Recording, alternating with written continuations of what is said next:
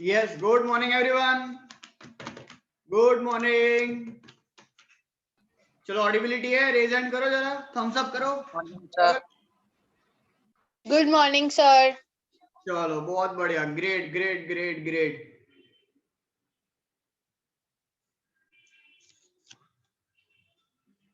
चलो I guess जो recording का सारा पार्ट है वो ये वीक में खत्म हो जाएगा. आपका 3 and 4 का भी जो पेंडिंग है वो सब बराबर है, राइट. आई होप आप सबने जो है वो 3-4 वाला भी मटेरियल, थियरी एमसीक्यू का जो मटेरियल है वो भी आपने अच्छे से कलेक्ट कर लिया हो. ना किया हो तो अपने अपने रिस्पेक्टिव सेंटर में जाके कलेक्ट कर लो.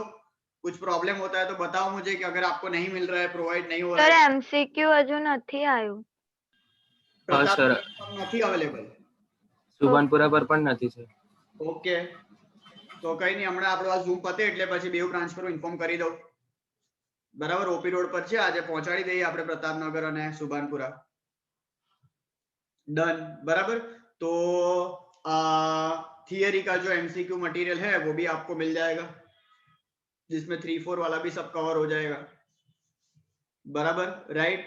तो लास्ट मैंने जो है वो 3-4 वाले भी आपको सब जो है टिक करवाया था. 3-4 में भी जो था वो सब भी टिक कर लिया था हमने. 1-2 भी पूरा टिक कर लिया था.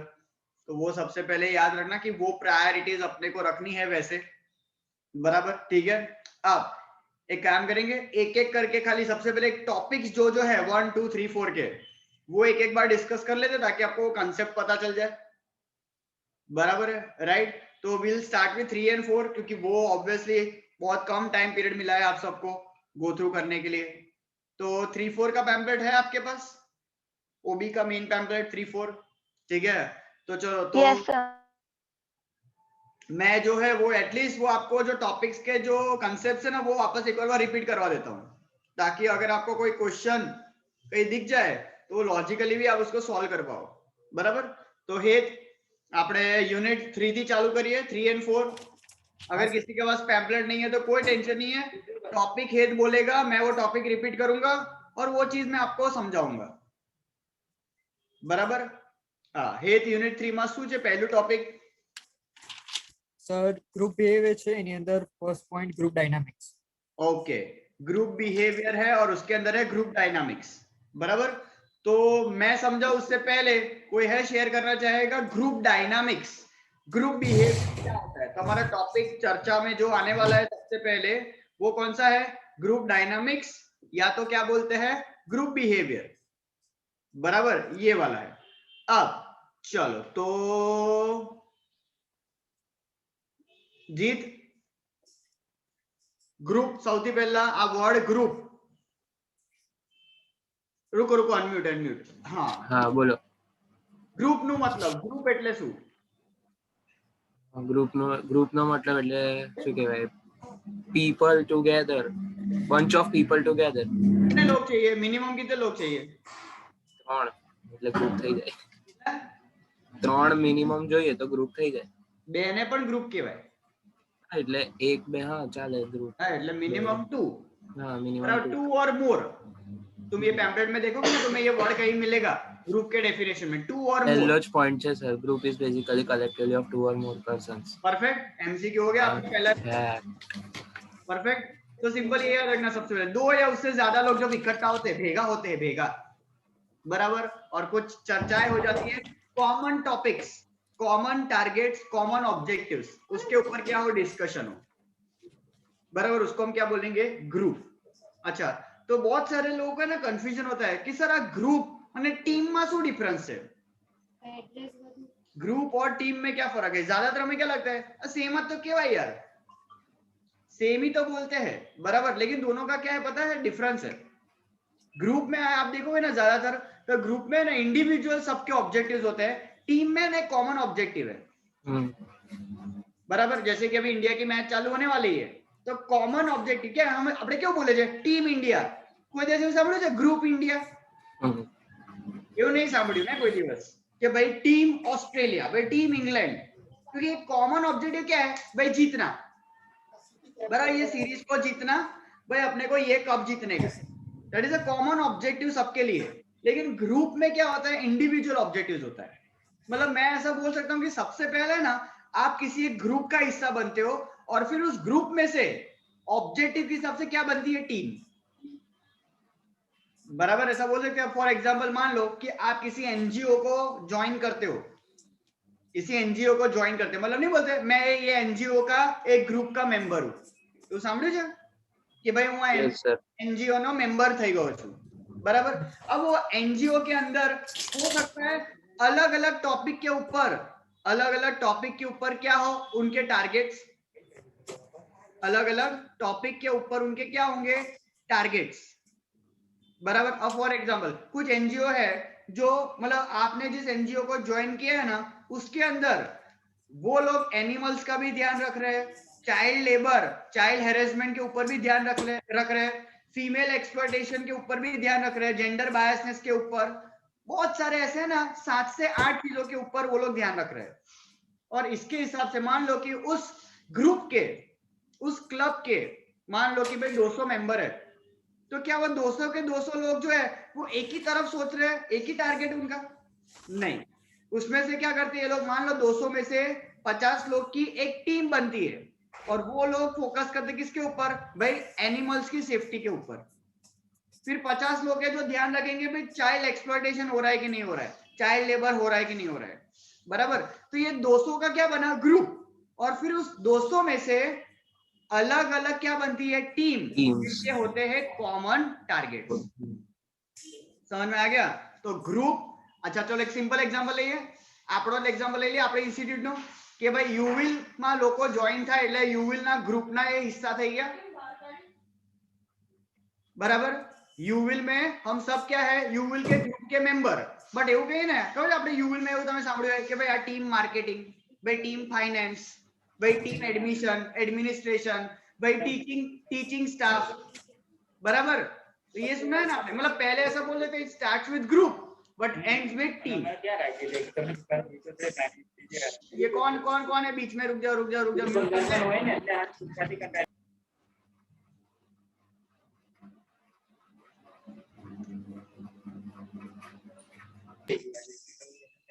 Yes, sir. चलो आई गया, समझ में आ गया सबको? निशी समझ में आ गया तुमको ग्रुप और टीम का डिफरेंस सबसे पहले? Yes, sir. बराबर। तो ग्रुप जहां पे इंडिविजुअल परफॉर्मेंस देना होता है, बराबर, और टीम में आपको एक ज्वाइंट परफॉर्मेंस देना होता है। टीम में अगर ऐसा बोलेगा कि खाली विराट कोहली रमी गयो पर मैच हारी गया, तो ये ना चले। वहां पे क्या टीम को जीतना पड़ता है। अब ऐसा बोले कि विराट कोहली जीती गई ने सेंचुरी मारी, ये ना चले। लेकिन वही ग्रुप में आपका अपना अपना इंडिविजुअल रोल जो है उसका इंपॉर्टेंस होता है कि मैंने अपना काम ठीक से किया, बराबर। लेकिन टीम में एक कॉमन टारगेट, कॉमन काम ही जो है वो काउंट होता है, बराबर। स्वप्निल? हाँ सर। डन है ग्रुप और टीम का डिफरेंस? हाँ सर, समझ में आ गया। बराबर। मतलब ऐसा बोल सकते हैं हर कॉर्पोरेट वर्ल्ड में भी आप जब ज्वाइन होते हो, नहीं बोलते अब मैं गूगल कंपनी का हिस्सा हो गया हूं। गूगल कंपनी का, अगर मान लो गूगल में आप ज्वाइन हो गए, तो गूगल कंपनी का मतलब गूगल का जो ग्रुप है उसका मैं क्या बन गया हूं, मेंबर। लेकिन फिर हो सकता है गूगल का आप मार्केटिंग डिपार्टमेंट आप हैंडल कर रहे हो, तो मार्केटिंग टीम का आप क्या हो जाते हो, हिस्सा। और उस टीम का क्या होता है, अपना खुद का एक कॉमन टारगेट। समझ में आ गया? लेकिन जब मान लो आप इनिशियली ज्वाइन होते हो, गूगल में आप ज्वाइन होते हो, तो you join as a member, और आपका इंडिविजुअल जो रोल है ना, नहीं आपने पहले काम चालू कर दिया जनरल, लेकिन फिर आपको स्पेसिफिक मार्केटिंग का टास्क दिया और उस मार्केटिंग टीम का आपको हिस्सा बना दिया। समझ में आ गया? तो पहले आप ज्वाइन होते हो एज अ ग्रुप, लेकिन बाद में आप बन जाते हो as a team member. Done? ठीक है, चलो तो ये पहला टॉपिक था। हित आगर नेक्स्ट। सर એના પછી છે group features. Group features. Features okay, group features में क्या क्या है, एक एक पॉइंट फटाफट पढ़ लेंगे। सर फर्स्ट ऑफ ऑल છે 2 or more persons। 2 or more person, ये समझ में आता है हमें। ये second is collective identity. Collective identity मतलब सबका अपना अपना एक इंडिविजुअल रोल। थर्ड है interaction. Interaction is a must, group में ये तो चाहिए ही। And fourth is shared goal और इंटरेस्ट। बराबर। ग्रुप में आप कब ज्वाइन होंगे, जब एक कॉमन इंटरेस्ट होगा तभी, कि भाई आपका भी यही थॉट है कि भाई एनिमल प्रोटेक्शन, और वो एनजीओ का भी यही थॉट है एनिमल प्रोटेक्शन। इसलिए आप एक कॉमन गोल को अचीव करने के लिए एक जगह पे क्या करते हो, ज्वाइन हो जाते हो। डन। नेक्स्ट पूछे आगे। Sir, third is why do people join the group? क्या क्या रीजन है वहां पे? First is proximity, interaction, and influence. बराबर, प्रॉक्सिमिटी। प्रॉक्सिमिटी आपने देखा यहाँ पे कुछ लोग है ना ऐसा होते हैं, कुछ लोग ऐसे होते हैं जो है ना अकेले नहीं रह सकते। उनका बिहेवियर ऐसा होता है कि they can not live alone. मतलब ग्रुपिज्म, फैमिली इनने જોઈએ જ। अकेलापन है ना उनको मार डालता है, अकेलापन उनको मार डालता है।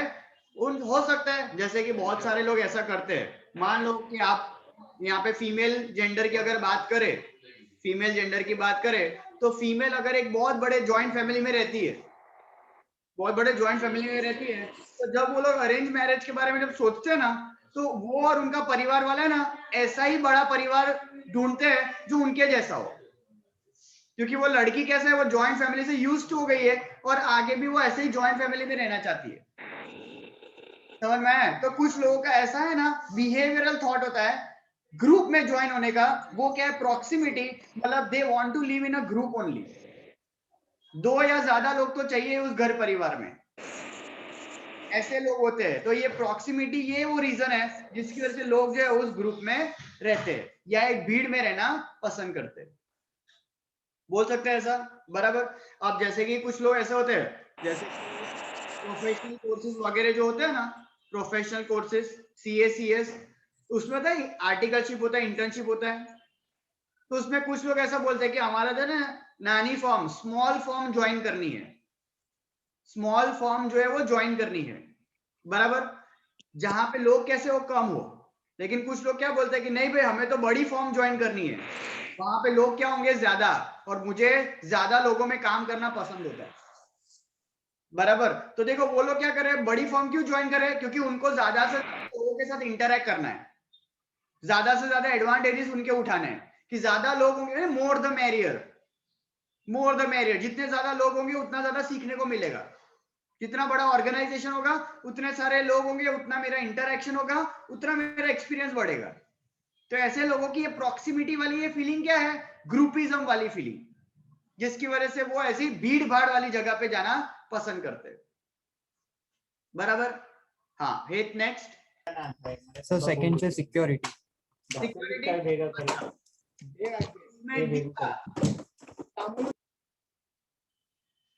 दीपा अनम्यूट करो। Good morning, sir. Good morning. Deepa, आपको पता है ऐसा एक्सपीरियंस किया हो कि अगर मान लो आप अपने ऑफिस से एकदम मान लो 9-10 बजे घर से जा रहे, एक्सेप्शनल बातें है ये कि कभी ऐसा हो गया बहुत ज्यादा काम आ गया, टारगेट पूरा करना है, 9-10 बजे जा रहे हो, ऐसा हुआ है? ऐसा हुआ है कभी लेट गए हो थोड़ा? नहीं, हाँ लेट मैक्सिमम 6:45, उससे ज्यादा नहीं। 7 इज वेरी लेट, वाओ। लेकिन यस, इंडियन सोसाइटी में for a female this time can also be a very complicated. Mummy tension मत, छोकरी घरे केम नहीं आई, है कि नहीं, बराबर। तो देखो आपके ऑफिस, और वही अगर आप ही के ऑफिस में ना बॉयज होंगे ना, तो उनको देखना 10-10 बजे के 10 बजे तक जो है ना वो बिठा के रखते। क्यों? छोकरो जे लावे, हम जे मम्मी फोन भी नहीं आओ तो ऑफिस में छे वांधो नहीं। यहाँ पे देखो इतने सारे ऐसे, मतलब देखो आपने बोले ऐसा बोले, लेकिन वही अगर मान लो दीपा का भाई उसी ऑफिस में काम करता है, 10 बजे तक नहीं आया, तो मम्मी को टेंशन नहीं है। तो अपने भले कितना भी बोले, लेकिन प्रैक्टिकली जेंडर बायसनेस तो होता ही है, वो बाय बर्थ अपने इंडियन सोसाइटी में आ ही जाता है कि नहीं। अब मान लो फॉर एग्जांपल दीपा ये 7 बजे जो इतना लेट जा रही है ऑफिस से, बराबर। अब मान लेते हैं आप जब आपके घर की तरफ जब जा रहे हो ना, रास्ते में अकेले जब जा रहे होते हो, अकेले जा रहे हो, अब मान लो आपका एरिया ऐसा है मतलब जहां पे भीड़ भाड़ वाली बिल्कुल भी जगह नहीं है, बराबर। ये ज्यादातर एक्चुअली बहुत लेट नाइट जाते हैं ना, तो ऐसा सिनेरियो रहता है जहाँ पे इंसान आपको रोड पे ज्यादा नहीं दिखते हैं, मतलब 2 पैर की जगह 4 पैर वाले कोई इंसान दिखते हैं आपको, बराबर। ऐसे कुछ लोग होते हैं जो ऐसा घूमते रहते हैं। और अगर आप वो घर की तरफ जा रहे हो वो रोड पे, कितनी बार आप अकेले चला रहे हो और आपको कोई भी इंसान नहीं दिखता है ना, आपको थोड़ा अंदर से डर रहता है। खास करके उस टाइम पे अगर कुत्ते आपको दिख गए जो एकदम गैंग बना के, ईगल गैंग, बिच्छू गैंग बना के बैठे हैं, दो गैंग आपस में सामने सामने लड़ रही है, आपको बीच में से गुजरना है, तो फट जाती है, कितनी बार हालत खराब हो जाती है। लेकिन वही अगर मान लो आपके साथ आपके और दो दोस्त हैं जो टू व्हीलर लेके आपके साथ जा रहे हैं, मतलब 3-4 व्हीकल साथ में जा रहा है।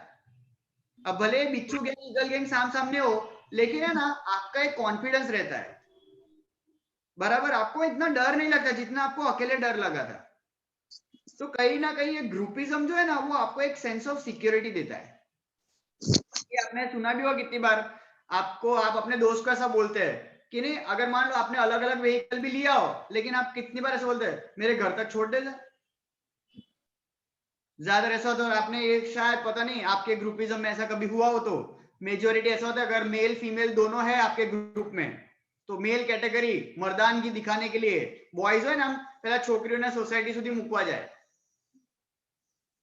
पता नहीं शायद आपने अभी ऐसा कभी जेस्चर किया हो किसी लड़की के लिए, तो આમ બહુ અંદર સુધી નહીં, સોસાયટીની બહાર સુધી મૂકવાનું, પછી અંદર પેલાનું પપ્પા હોય તો તકલીફ થઈ જાય, પણ આમ નહીં, સોસાયટીની બહાર આમ મૂકી જાય ત્યાં સુધી, પછી કે તું जा अंदर, પછી હું जाऊं। लेकिन वही मान लो अगर वही लड़की को जहां रेस्टोरेंट आप गए हो वहीं से आपने बोल दिया जा एकली घेर जाओ अंदर, तो क्या बोला ત્યાં સુધી तो आई जाए यार। तो कहीं ना कहीं ये जो ग्रुपिज्म वाली चीज है ना, वो आपको है ना बहुत ज्यादा क्या देती है, एक सिक्योरिटी देती है। अब जैसे कि मान लो कुछ लोग होते हैं लेट नाइट एकदम घोस्ट राइडर होते हैं, હોય બરાબર, રાતના રાજા કહેવાય। 2 વાગે 3 વાગે આમ નીકળે, બહાર નીકળે, આમ બેટમેન નો આમ કોસ્ટ્યુમ નાખી લે અને પછી નીકળે બહાર।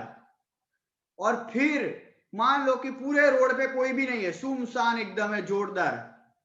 लेकिन अगर आपको है ना, फिर नहीं, कितनी बार ऐसा लेट नाइट आपको एक है ना लारी वाला दिख गया, चाय की लारी वाला, और वहां पे ना टोड़े में 3-4 लोग खड़े हैं, जैसे आप देखते हो ना, हाँ मानसो देखा है, तो ये आप खाली देखा दूर से कि 3-4 लोग है, फिर भी आपको क्या हुई, सिक्योरिटी, क्या मानसो छे ही है। ये होता है ना, खास करके मान लो जैसे कि नहीं हाईवे पे जा रहे, लेट नाइट हाईवे पे ड्राइविंग कर रहे, એવું થાય કેટલી વાર, પેલું નારેશ્વર જઈએ ને, નારેશ્वर पता है पोर के आगे जगह है, इसकी कहानियां तो बहुत फेमस है, आपको पता हो तो। ત્યાં એવો હાઈવે છે ને સુમસાન, अगर તમે अर्ली मॉर्निंग તમે 4-5 વાગે જાઓ, लेट नाइट તમે ત્યાંથી નીકળો, સ્ટ્રીટ લાઇટ ही नहीं है, સ્ટ્રીટ લાઇટ है ही नहीं। અમારો અમારા ગાડીની સ્ટ્રીટ, તમારા ગાડીની લાઇટ છે પણ તમે ચલાવો છો, लेकिन आगे भी अंधेरा है और पीछे भी अंधेरा है, तो क्या हो जाता है, फटती है क्या, हमણાं कोई सामने आई गયું तो सारा गैंग्स ऑफ वसेपुर हो गया तो हमारे साथ। लेकिन जैसे ही आप देखते हो ना किसी और की लाइट देखते हो ना आपके बाजू में या पीछे, आपने बैक मिरर में देख लिया कि भाई बीजी लाइट आई, हास लोगों 6 जोड़े। जैसे ही मतलब कोई स्ट्रीट लाइट भी चालू हो जाती है ना, तो भी अपने को क्या मिलती है, एक सिक्योरिटी। या कोई गांव चालू हो जाता है, जैसे गांव चालू हो जाता है ना, लोग देखते हैं ना दूर से, हास कोई देखा है वो। तो देखो ये बहुत ही सेंसिटिव चीज है, ये कहीं ना कहीं सीधा बिहेवियर पे असर कर रहा है। खाली जगह है, अकेला इंसान है, फट गई। लेकिन वही यहाँ पे 2 लोग भी अगर आपके साथ है, कोई भी टाइम हो, आप शायद निकल लोगे। આ તો એવું થયું ને, રાત્રે 3 વાગે આપણે એસએસજી વાળા રોડ પર એકલા જવાનું છે, और वही आपके साथ आपका दोस्त भी जा रहा है, तो रास्ता कभी कभी पार इजीली हो जाता है। अकेले में बहुत बार है ना सोचते रहते अपने, बहुत कुछ दिख जाता है जो होता भी नहीं है, लेकिन ये ज्यादा जब अकेले होते हैं तब। लेकिन वही जब कोई साथ होता है, तो पीछे जो आपका दोस्त बैठा है ना, वो कुछ ना कुछ है ना टाइम पास करता है, कहीं ना कहीं फालतू नहीं बातों करते हुए, तो अपना माइंड है ना डाइवर्टेड रहता है। और इसलिए तो लोग क्या करते हैं, हैंड्स फ्री लगा देते हैं અને કશું ને કશું વગાડતા રહે, એટલે બીજું બધું દિમાગમાં ના આવે। એકલા હોય ને તો आपने देखा ज्यादातर हम अकेले होते हैं, वो क्यों डालते हैं भूंगड़ा, कान में भूंगड़ा क्यों डालते हैं, क्यों गाने वाने सुनते हैं, क्योंकि अगर आप चलाते चलाते अकेले हो ना, तो इतने ख्याल होते हैं, मतलब आप सोचते रहते हो कि इंडिया जीतसे कि नहीं, अहिया बैठा बैठा इतना कुछ हो जाता। लेकिन वही गाना बजते रहता है, तो आपका सबकॉन्शियस माइंड है ना इतनी सारी चीजें नहीं सोचता है। मतलब ये अकेलापन का एकदम स्टैंडर्ड एग्जांपल है, ये आपने एक्सपीरियंस किया हो। कभी कभी तो चला रहे हो और एकदम से कोई हॉर्न मारता है, तब पता चलता है अच्छा वो तो ड्राइव करता तो नहीं, ये लेवल पे हम चले जाते, इतनी सोच, इतना खो जाते, हम डूब जाते कभी कभी। तो भाई ग्रुपिज्म से सिक्योरिटी आपको मिलेगी, बराबर है। ये है ग्रुपिज्म के रिगार्डिंग सारी बातें, बराबर। एक नेक्स्ट क्वेश्चन શું છે ગ્રુપ ના રિલેટેડ? નેક્સ્ટ ક્વેશ્ચન પર જઈએ સર નેક્સ્ટ ક્વેશ્ચન છે સર. હમ ઓકે સર, એના પછી નેક્સ્ટ ક્વેશ્ચન છે explain process of group development. Yes, એમાં સ્ટેજીસ છે, સ્ટેજીસ એમાં લાસ્ટ ટાઈમ હા સર. હા સર, એની અંદર તમે फॉर्मिंग, હા સર ફોર્મિંગ मतलब इकट्ठा हो रहे। और अगर आपने वीडियो देखा हो तो मैंने एवेंजर्स का वीडियो आपको एक शेयर किया था, रिकॉर्डेड लेक्चर्स में देखा हो तो, जहाँ पे उनकी टीम इकट्ठा हो रही है, बराबर। एंड गेम वाले में भी था ना, एंड गेम में भी तब उनको जो है वो पास में जाना था, पता है। वो हल्क जो है वो पेन के फिर वो लोग ट्रायल करने वाले होते हैं, वो वाला सीन धीरे-धीरे को कन्विंस करते वो जाते हैं, पता है, उस अपने आयरन मैन के पास भी जाते हैं 3-4 लोग मिलके। ये क्या हुआ? सबसे पहले फॉर्मिंग स्टेज हुआ, बराबर। फिर फॉर्म करने के बाद क्या होगा? सर फॉर्म करने के बाद स्टॉर्मिंग। स्टॉर्मिंग मतलब देखा था ना वहां पे, वो आयरन मैन ने सामने आर्गुमेंट किया था ना कि भाई ये सब पॉसिबल नहीं है, आप ये समझ लो कि मैं आपका साथ नहीं देने वाला। मतलब जब एक नए लोग जब इकट्ठा होते हैं तो ऑब्वियसली कुछ ना कुछ मतलब काउंटर आर्गुमेंट तो चलेगा ही। स्टार्टिंग में ही माइंडसेट सबके मैच हो जाए वो पॉसिबल नहीं है। जैसे अभी बात करें किसी भी स्पोर्ट्स में पूरी एक टीम बन जाती है तो टीम में भी पहले एक दूसरे को समझने में डिफिकल्ट है ना, और खास करके एज गैप होगा तब। अब मान लो फॉर एग्जांपल कि कोई आईपीएल का एकदम नहीं 18-19 साल का बच्चा है, वो आपकी टीम में आ गया और उसको आपसे ज्यादा जब क्रेडिट मिलता है, आपसे ऊपर उसको बैटिंग ऑर्डर में जब भेजा जाता है तो सीनियर को कैसा फील होगा कि मैं 15 साल से मेहनत कर रहा हूं यहाँ पे और मेरे को 5th पोजीशन पे, और ये अभी 18 साल का आईपीएल में खेल क्या लिया, ओपनिंग में भेज दिया इसको। तो माइंडसेट तो मैच होगा ना, मतलब टाइम लग जाएगा यहाँ पे, बराबर। तो टीम तो बन गई, ग्रुपिज्म तो हो गया, फॉर्मिंग तो हो गया, लेकिन स्टार्टिंग में क्या होगा? थोड़ा स्टॉर्म, और उसी के ऊपर तो काम करना है सबको, बराबर। Next sir next norming. Norming में क्या मार्क करवाया था? एक वर्ड मैंने क्लोज रिलेशनशिप एंड यहाँ पे यस, यहाँ पे लोग जो है वो एक दूसरे से जैसे इंटरेक्ट करेंगे उनकी सामने वाले की बात समझने की कोशिश करना चालू कर देंगे। पर जैसे आयरन मैन ने भले आर्ग्यू किया लेकिन बाद में उसने जब सबकी बातें सुनी तो उसको लगा कि नहीं भाई, मतलब मेरे को भी जो है अपना ये थॉट साइड पे रख के इनका साथ देना चाहिए। और फिर नेक्स्ट परफॉर्मेंस होगा, मतलब they will do the function, सब अपने अपने काम करेंगे, सबका अपना अपना रोल होगा। और finally they will what adjourn, disperse, कि भाई जो पर्पस था वो पर्पस खत्म हो गया और सब अपने अपने रास्ते। तो जैसे कि नहीं अभी बीच में सोनी मैक्स पे लगान पिक्चर आ रहा था, लगान, तो लगान का भी हम स्टैंडर्ड एग्जांपल ले सकते हैं।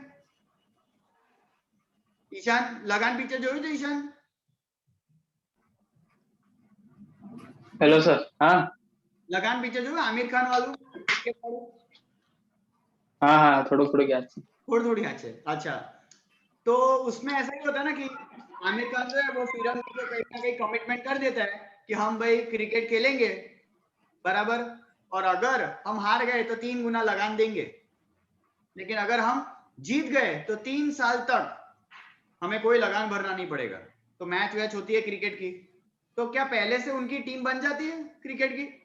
खाली आमिर खान ही रेडी होता है, फिर धीरे धीरे आते हैं ना सब, वो एक लंगड़ा आता है, फिर वो बोलता नहीं है ठीक से, फिर एक वो महाराज टाइप होता है, कैसे अलग अलग सब, एक मुर्गी पकड़ने वाला होता है, एक वो गोली घुमाने वाला होता है, कैसे खतरनाक खतरनाक कैरेक्टर आते हैं एक एक करके। बनती है उनकी टीम, मतलब फॉर्म हुआ, अंदर अंदर कितनी बबल हो रही थी उनकी, जो वो लोग प्रैक्टिस कर रहे थे तो हो रही थी ना बबल। फिर बाद में धीरे धीरे एक दूसरे को समझना चालू किया, फिर सबका अपना अपना रोल कि भाई ये फील्डिंग में बेस्ट है, भाई बैटिंग में बेस्ट है, भाई ये स्पिन कर सकता है, भाई ये फास्ट बॉलिंग कर सकता है, इतना उन्होंने अच्छे से बनाया। फिर सबने उसमें परफॉर्मेंस किया और फिर बाद में जब वो जीत गए सब अलग अलग जगह से आए थे वापस अपनी जगह पे। एक तो वो सरदार जी भी आया था दूसरे नजदीक के गांव से, तो उसने भी पार्टिसिपेट किया था, फिर वो जीत गए तो टीम खत्म, बाद में वो अपने गांव में वापस चला गया। तो बोल सकते हैं ये भी एक स्टैंडर्ड एग्जांपल है पूरा ग्रुप स्टेज का। बराबर। जय गाबा वाला, जय जय जय जय जय हो। गाबा वाला कहाँ गया? चलो खुशहाली, Yes, sir. समझ में आ गया ये आपको ग्रुप स्टेज? Yes, sir. अच्छा खुशहाली पैम्पलेट है आपके पास? So, अच्छा नेक्स्ट क्या है, नेक्स्ट टॉपिक क्या है? sir, नॉर्मिंग के बाद परफॉर्मिंग है। हाँ वो तो हो गया, पूरा ग्रुप स्टेज हो गया। Next question. Techniques of group discussion decision making. पहला क्या है, पहला क्या है? ब्रेनस्टॉर्मिंग। ब्रेनस्टॉर्मिंग। कौन बताएगा? जय છે, जय आई गयो? બોલો સર. હા જય, આ બ્રેનસ્ટોર્મિંગ માં શું કરવાનું હોય? બ્રેનસ્ટોર્મિંગ માં કઈ ખ્યાલ છે? આને ઇલોબરેટ કરને, ખાલી ઈઝી છે, નહીં વાંચ્યો હોય તો પણ વાંધો નહીં. બ્રેનસ્ટોર્મ, મનોમંથન. સ્ટોર્મ એટલે શું? હે ને સ્ટોર્મ આવ્યું, नेचुरल कैलामिटी स्टॉर्म। मनोमंथन। किधर किधर से आवाज आई? અભિષેક. अभिषेक बोला, बोल के चला गया। अच्छा, સ્ટોર્મ એટલે શું? એક ટાઈપનું વાવાઝોડું। ઝઘડો જેવું એટલે આમ बराबर, मतलब ये स्टॉर्म वो नहीं है फाइटिंग वाला, वो स्टॉर्म नहीं है, ये स्टॉर्म नेचुरल कैलामिटी वाला है। तो ऐसे मतलब क्या, मतलब कुछ एकदम हट के आइडियाज। यस, तो वैसे ही मतलब ब्रेनस्टॉर्म करना मतलब क्या, एक out of the box idea लेके आना, एक अनयूजुअल, जो शायद नहीं, जो किसी ने नहीं सोचा वो इसने सोचा, ऐसा कुछ आइडिया लेके आया। रेयर रेयर चीजें बोल सकते हैं, बराबर। स्पेशल एडिशन, लिमिटेड एडिशन वाली चीजें। अब जैसे आपने सोचा ऐसा, ये नाइक के जो ये फुटवेयर वाले जो यहाँ पे है ना, कुछ बच्चे जिनका फुटवेयर का बहुत ज्यादा शौक है, आपने देखा होगा। यस, ऐसे ऐसे ऐसे ऐसे ब्रांड है जिनके ना लिमिटेड एडिशन होते हैं, हर 6 महीने एक साल में ना लिमिटेड एडिशन आते हैं, और उस लिमिटेड एडिशन में ना उनका स्पेसिफिक या तो एक कलर आता है, या तो एक डिजाइन आता है, या तो एक कुछ फीचर आता है, और उसके फिर वो कस्टमर टारगेट्स होते हैं, वो कस्टमर सेगमेंट बन जाता है। देखा है आपने ऐसा? बराबर, मतलब इन्होंने क्या किया, कुछ स्पेसिफिक टीम ने, ग्रुप ने 10-15 लोग इकट्ठा होते हैं और कैसे बढ़ाए, अपने सेल्स को कैसे बढ़ाए, उसके ऊपर क्या होता है, फोकस। बराबर। अब जैसे कि फॉर एग्जांपल अभी रिसेंटली ऐसा हुआ, अभी अपनी मार्केटिंग टीम जो है वो जब डिस्कशन कर रही थी, ब्रेनस्टॉर्मिंग कर रही थी कि और ज्यादा हम कस्टमर तक कैसे रीच करें, और जो 10th स्टैंडर्ड के जो स्टूडेंट्स हैं उन तक कैसे पहुंच पाए। बराबर, तो ये आइडिया कैसे क्लिक हुआ पता है क्या ना, एक कंपनी थी, एक इलेक्ट्रॉनिक कंपनी थी, उनका एक है ना क्वेश्चनर मेरे पास आया। आपने ने पता है, आपने भी गूगल फॉर्म भरे बहुत सारे, तो गूगल फॉर्म भरे ना आपने, फीडबैक भी आपने गूगल फॉर्म के थ्रू ही भरा होगा। तो वैसा एक इलेक्ट्रॉनिक कंपनी का है ना, हमको है ना एक गूगल फॉर्म आया कि सर आप कौन कौन से मतलब मोबाइल में गैजेट यूज करते हो। एक सर्वे था उनका कि भाई एसी में कौन सा ब्रांड, रेफ्रिजरेटर में कौन सा ब्रांड, ऐसा एक है ना क्वेश्चन है, 10 क्वेश्चन का क्वेश्चनर है, और फिर वो हमें क्या करना है, भर के सबमिट कर देने का। बराबर, ऐसा है, वायरल हुआ, अननोन नंबर से ये आया गूगल फॉर्म, लेकिन एक सर्वे फॉर्म था तो हमने भर दिया। अब इससे क्या हो पता है, उनके पास है ना वो डेटा क्या हो गया, रजिस्टर्ड हो गया, डेटा क्या हो गया, रजिस्टर्ड हो गया, और खास करके उन्होंने ना एड्रेस भी लिखवाया ताकि पता भी चले कि भाई इनका एड्रेस क्या है, तो कल उठ के वो लोग अपना ना कुछ कुरियर भी भेज सके। बराबर, तो हमारा भी इसको लेके ना एक थॉट क्लिक हो गया, तो हमने भी क्या किया, 10th स्टैंडर्ड के जो स्टूडेंट्स के जो नंबर थे ना, उनको भी हम क्या सोच रहे हैं, एक गूगल फॉर्म भेज देते, एक गूगल फॉर्म भेज देंगे जितने भी 10th स्टैंडर्ड के स्टूडेंट्स हैं उनके व्हाट्सएप पे, और क्या करेंगे, उनको बोलेंगे गूगल फॉर्म भरो, जिसमें वो लोग क्या लिखेंगे, कौन से स्ट्रीम वो लोग अप्लाई करने वाले हैं, science, commerce, others, English medium, Gujarati medium, school, address, pin code, तो हो सकता है खाली मोबाइल नंबर हो, हमें एड्रेस मिल जाए, और प्लस बैठे बैठे क्या हो गया, साइंस स्ट्रीम अलग, कॉमर्स स्ट्रीम अलग। तो अब हो सकता है 500 लोगों को मैसेज किया, जब उन्होंने 500 में से 100 लोगों ने भी अगर क्वेश्चनर भरा होगा, लेकिन वो 100 लोगों का एग्जैक्ट इंफॉर्मेशन मिला, वो 100 में से मान लो कि 30 लोग ऐसे हैं जो कंफर्म कॉमर्स वाले हैं, तो 30 के ऊपर टारगेट करके पहले उनको कुरियर भेजो, क्योंकि एड्रेस भी मिल गया, बराबर। ये क्या हुआ, ब्रेनस्टॉर्मिंग। मार्केट में देखा कि कोई ऐसा कर रहा है, डालो अपने भी ऑर्गेनाइजेशन में ये चीज, ई कॉमर्स मार्केटिंग। समझ में ये क्या हुआ, एक ब्रेनस्टॉर्म कि यार अच्छा क्लिक हुआ एकदम से, मतलब किसी का मैसेज आया, वो देखा और अपने भी ये कर सकते, तो उस आइडिया को अपने ऑर्गेनाइजेशन के साथ भी क्या किया, इनकॉर्पोरेट कर दिया। आया समझ में, जो पहले नहीं होता था। पहले अलग अलग तरीके से मतलब जो मार्केटिंग होता था, अब ये तरीका नया आया, व्हाट्सएप मार्केटिंग, इसको बोलते हैं क्या, डिजिटल मार्केटिंग। तो डिजिटल मार्केटिंग के ऊपर क्या हुआ भाई, कुछ ना कुछ क्या हुआ, सर्वे। तो ऐसा कुछ आउट ऑफ द बॉक्स कोई कुछ लेके आ जाए, फिर कुछ नया, कुछ यूनिक, और ऐसी चीज जो मार्केट में चल रही है लेकिन आपको नहीं पता थी, तो आपको मार्केट में क्या करना पड़ेगा, देखना पड़ेगा। अब जैसे कि रिसेंटली आपको पता है ऐसा, इंस्टाग्राम पे एक क्लोथिंग गारमेंट का एक ब्रांड था, कपड़े का एक ब्रांड था, पता है आप स्टोरी जब देखते हो तो बीच में है ना कभी कभी एक ऐसी एडवर्टाइजमेंट आती है अलग अलग ब्रांड वाले की। तो एक क्लोथिंग वाले का एक ब्रांड का एडवर्टाइजमेंट है, तो मैंने उस पर क्लिक किया। जैसे क्लिक किया ना, तो आपको पता है वहां पे है ना एक ऑप्शन था, वो था अलग अलग मेनू। क्लोथिंग में उनके मेनूज बनाए थे उन्होंने, मतलब शर्ट का अलग बनाया, ट्राउजर का अलग बनाया, और उसमें जब किसी एक पे क्लिक करोगे ना, तो उनके दुकान में जो जो वेराइटीज है ना, वो सारी सॉफ्ट कॉपीज में उनके पास अवेलेबल है with the pricing. Lens card जेव, लेंस कार्ड वाला कैसा फंडा है चश्मे का, लेंस कार्ड आपको पता है ना कि आप ऑनलाइन जो है आप चश्मे सिलेक्ट करके आप अपने फोटो, आपका जो डिजिटल फोटो होगा ना, उसके ऊपर आप लगा के देख सकते हो कि आप कैसे लग रहे हो। तो देखो ये कितना यूनिक वे है सेल करने का डिजिटल, क्योंकि अगर आप ऑनलाइन मंगाओगे तो आपको क्या है डर कि हमारा पर सूट फंसे के नहीं। तो ये देखो यूनिक लेंस कार्ड एक यूनिक कंसेप्ट लेके आया कि भाई आप अपना फोटो शेयर करो और उस फोटो के अंदर आप अलग अलग फ्रेम लगा के देखो कौन सी फ्रेम आपके चेहरे के साथ ज्यादा सूट हो रही है।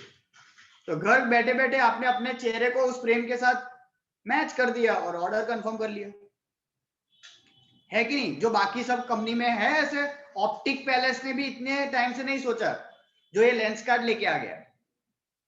ऑप्टिक पैलेस ज्यादा बड़ा ब्रांड है ना लेंस कार्ड से, लेकिन ऑप्टिक पैलेस ने वो चीज नहीं सोची और इसने सोच ली। देखो दिस इज व्हाट ब्रेनस्टॉर्मिंग, कि एक लेवल ऊपर कैसे हम आगे बढ़ सकते हैं। तो ये सारे अभी तो ऐसा हुआ है, पता है क्या आपको, अभी रिसेंटली है ना एक हार्डवेयर के शॉप पे मैं गया था, हार्डवेयर के शॉप पे। तो अभी क्या होता है पता है, उनका वो जो ब्रोशर होता है वो एक एक पेज का कितना मोटा होता है, वो प्लाईवुड सनमाइका वगैरह जो देखना होता है ना, वो एक एक पेज आप कब घुमाओगे, बहुत डिफिकल्ट है। तो इसलिए उन्होंने क्या किया पता है, उन्होंने आगे का जो सबसे मेन पेज जो इंडेक्स होता है ना, वो इंडेक्स के सबके नाम के बाजू में जो अलग अलग ऑप्शंस है ना, प्लाईवुड के जो ऑप्शंस है उसके बाजू में ना उन्होंने बारकोड स्टिकर लगा दिया, क्यूआर कोड लगा दिया। तुमको खाली जो पसंद है ना क्या करने का, अपना मोबाइल में कैमरा निकालने का और उस चीज को स्कैन करने का। स्कैन करोगे ना तो उसके ऑप्शन सबको आपको मोबाइल में दिख जाएंगे। मजा आइए। 100 पेज की बुक थी, हर पेज घुमाने की जरूरत नहीं है, सिर्फ इंडेक्स लेके बैठे रहो। इंडेक्स में से मान लो आपको सपोज ब्लू कलर पसंद है, तो ब्लू कलर के बाजू में क्यूआर कोड है, उसको स्कैन करो, ब्लू कलर में 50 वेराइटी आपको दिख जाएगी आप ही के मोबाइल के अंदर। तो बैठे बैठे मोबाइल में देखो, फिर उसमें से आप कोई सीरियल नंबर बताओगे तो वो आपको लाइव निकाल के दिखाएगा। जबरा है यूनिक, जबरदस्ती से कितना टाइम बच जाएगा, और कितने कस्टमर को आपने, अब मान लो भीड़ बहुत हो गई और दुकान वाला एक ही है, तो बोल सकता है ना ये लो एल्बम जे गमे ने ते તમારા મોબાઈલ થી સ્કેન કરીને જોવાનું ચાલુ કરો, પછી ગમે ને તો અમને કહેજો તમને કાઢીને બતાવીશું। एक टाइम पे तब एक ही कस्टमर को हैंडल कर पाओगे ना, लेकिन यहाँ पे देखो एक टाइम पे मोबाइल तो सबके पास होगा ही, बुक किया आप 4-5 कॉपी निकाल दो, तो बैठे बैठे वो अपने हिसाब से देखते रहेंगे। मेन चीज क्या होती है, ऑप्शंस। ये हो गया डिजिटल ऑप्शंस देना। फिर आपने देखा हो तो रेडी फोन में आप देखोगे ना, तो वहां पे उन्होंने क्या किया है पता है, वहां पे उन्होंने ना ऐसा एक लाइव स्क्रीन चालू करके रख दिया है, जहां पे एक कस्टमर जो है ना, अब मान लो बहुत ज्यादा भीड़ है वहां पे, हर स्टाफ के सामने तीन चार कस्टमर्स है और आपको कुछ इंक्वायरी करनी है। मान लो फॉर एग्जांपल आपको सैमसंग मोबाइल की कोई इंक्वायरी करनी है, बराबर। आप अपना एक रेंज लेके आए हो 15,000, तो आपको क्या करने का, वहां पे एक है ना डिजिटल स्क्रीन है, वहां जाओ, वहां पे आपके वहां पे स्क्रीन पे ना अलग अलग मोबाइल के ब्रांड रखे होंगे, भाई सैमसंग लिखा है, भाई एप्पल लिखा है, भाई MI लिखा है, तो आप सैमसंग पे क्लिक करो, टच स्क्रीन है पूरा, बराबर। सैमसंग पे क्लिक करोगे, फिर वो आपको रेंज पूछेंगे कि आपकी रेंज, तो 10 to 20 के बीच में आप क्लिक करो, आपको अलग अलग मॉडल्स के ना ऑप्शन दिखा देते हैं, फिर उसमें से किसी एक ऑप्शन पे क्लिक करते हैं तो उसके सारे फीचर्स आ जाते हैं। जबरदस्त है ये, पूरा बोल सकते हैं ऑलमोस्ट लाइक रोबोटिक जैसा हो गया, पूरा ऑटोमाइजेशन हो गया। अच्छा नहीं, कस्टमर जो आपका भीड़ देखकर चला जाता, वहां पे एक एक ऐसे इंडिविजुअल स्क्रीन दे दी है, बैठे बैठे वो कर सकता है।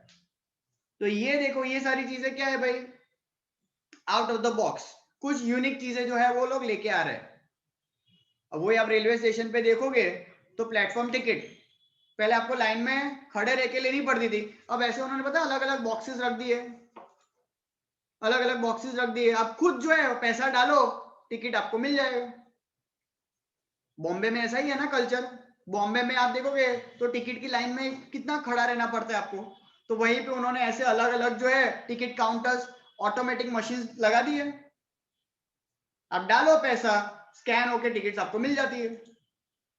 और उसमें भी कितनी बार तो जो ऐसा होता है कि आपको मंथली पास मिल जाता है, मंथली पास मिल जाता है, उस दिन ट्रेन में ट्रैवल करने से पहले आपको खाली वो मशीन में वो टिकट डालनी है, उस दिन की डेट उस पर छप जाएगी एंड यू कैन ट्रैवल।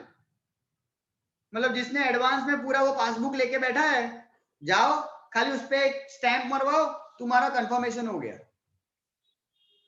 है ना। ये सब नया नया लेके, इसी को तो बोलते हैं सब कुछ क्या, ब्रेनस्टॉर्मिंग। अपने ओवरऑल सर्विस, अपने ओवरऑल बिजनेस को कैसे हम जो है वो एक्सटेंड कर सकते हैं, बराबर, डन, ठीक है। खुशहाली नेक्स्ट क्या है?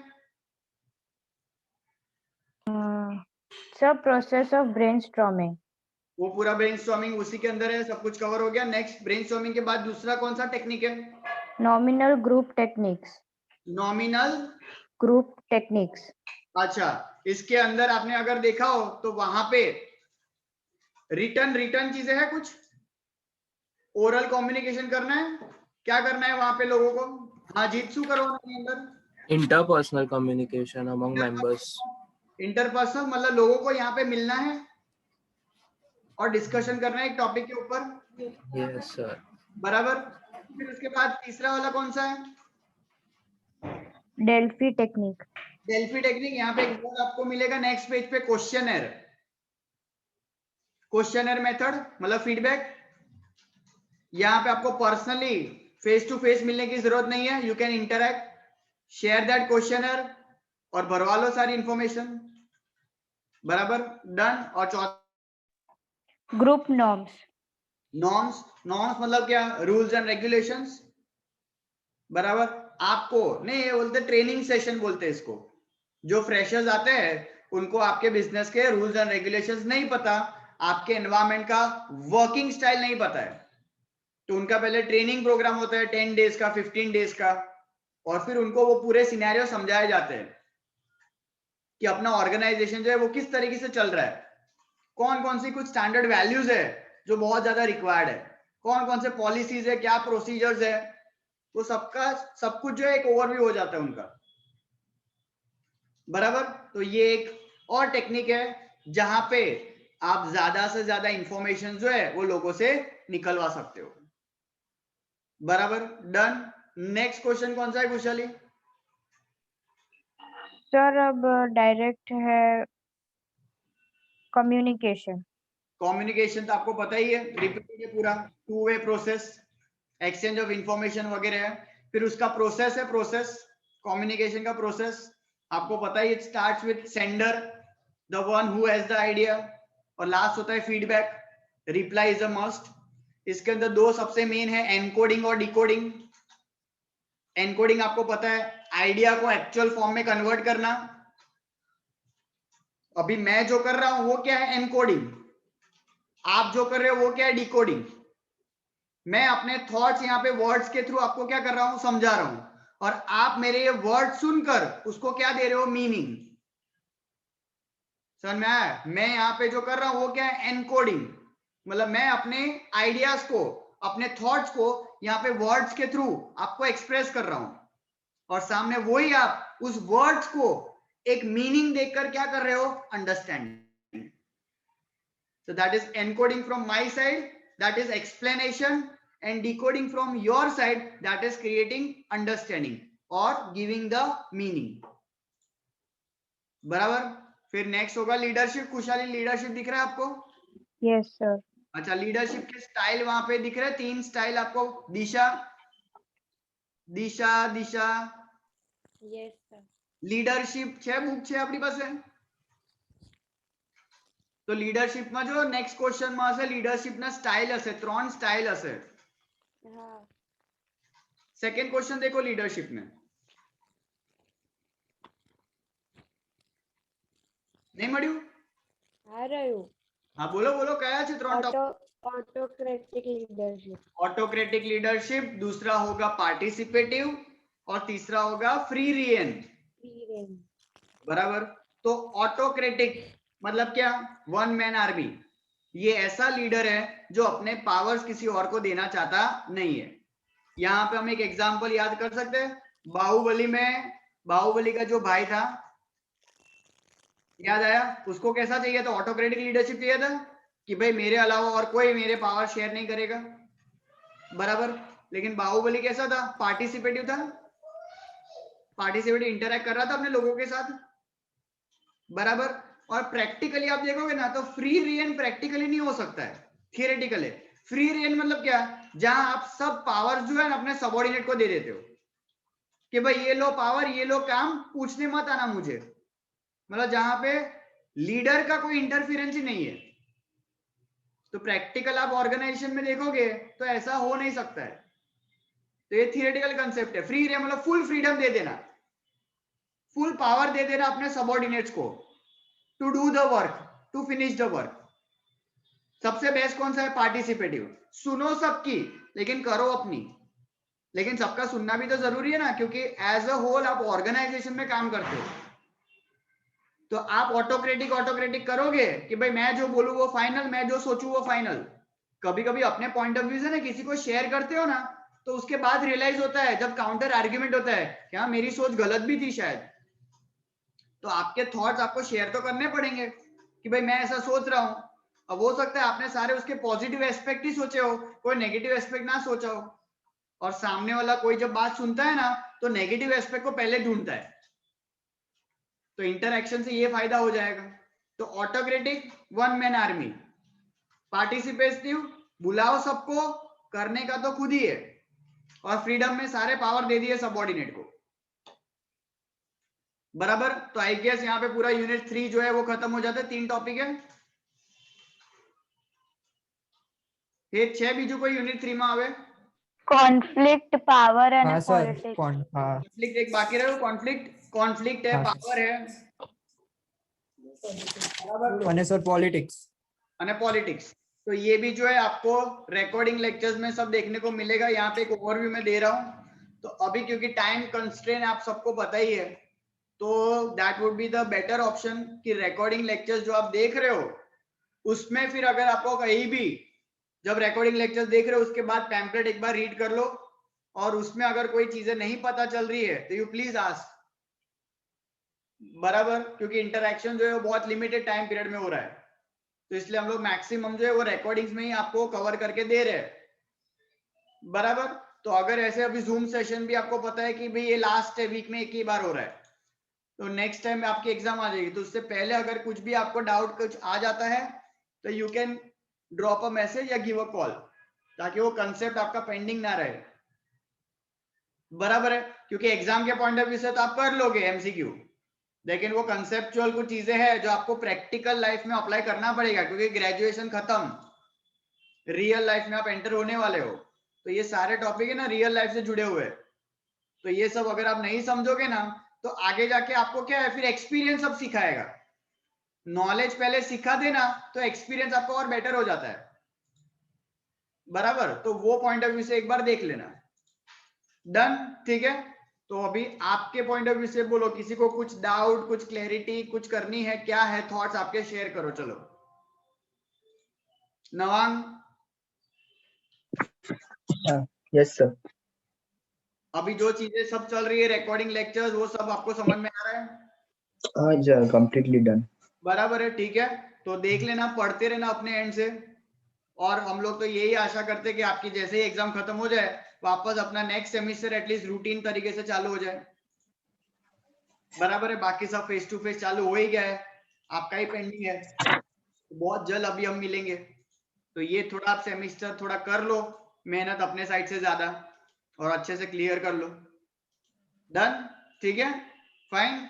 तो आई गेस ज्यादा हम नहीं खींचेंगे इस चीज को, क्योंकि आपके साइड से भी अभी रीडिंग पोर्शन बाकी है, रिकॉर्डिंग लेक्चर्स भी पेंडिंग है, तो विल सजेस्ट कि वो सब आप अच्छे से खत्म कर लो, उसको ज्यादा टाइम दो, और फिर कुछ डाउट डिफिकल्टी है तो आप पूछ सकते हो, ठीक है। तो वी एंड द लेक्चर, ठीक है, डन। चलो bye everyone. Bye sir. Bye sir. Bye, sir. Bye Bye, sir.